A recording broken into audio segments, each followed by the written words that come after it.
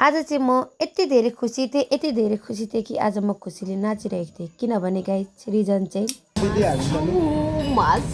hello नमस्ते सबैजनालाई good morning म मधुमती नयाँ दिन नयाँ भिडियोको साथमा उपस्थित भइसकेको छु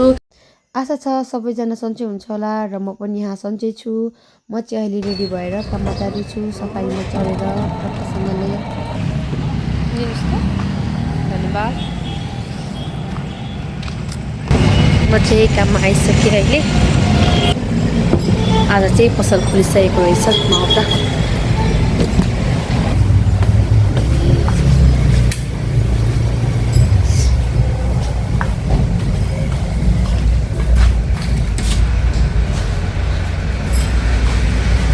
अब चाहिँ बडाल्नेतर्फ लाग्यो सरसफाइ गरेर भेटौँला है त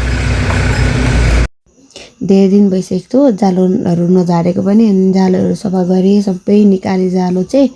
अनि यो सरसफाइको काम सकेर चाहिँ भोक लागिसकेको थियो अनि हामी खाना खानतर्फ लाग्छौँ गेस वाट अनि आज सब्जीमा चाहिँ मासु थियो क्या मासु भएपछि त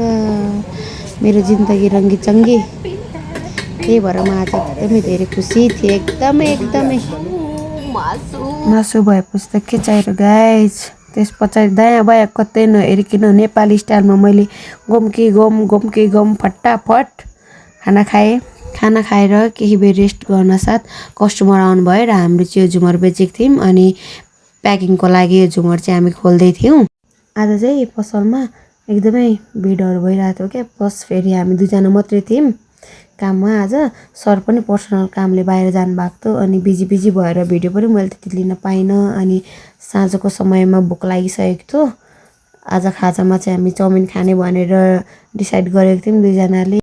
त्यसपछि चाहिँ म खाजा लिने ठाउँमा पुगेँ 100 रुपियाँको चाउमिन 2 ठाउँ अर्डर गरेँ मैले 100 रुपियाँमा दुईजनालाई चाहिँ इनफ हुन्छ क्या खाजा हामी चाहिँ 50 को जहिले खान्छौँ नि त हाम्रो खाजा पैसाको भाग त्यति नै हो अनि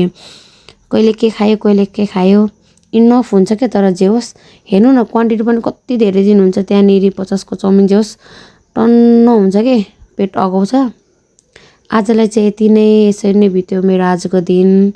हेर्दै गर्नु होला मेरो भिडियो आशा छ मलाई साथ दिनुहुनेछ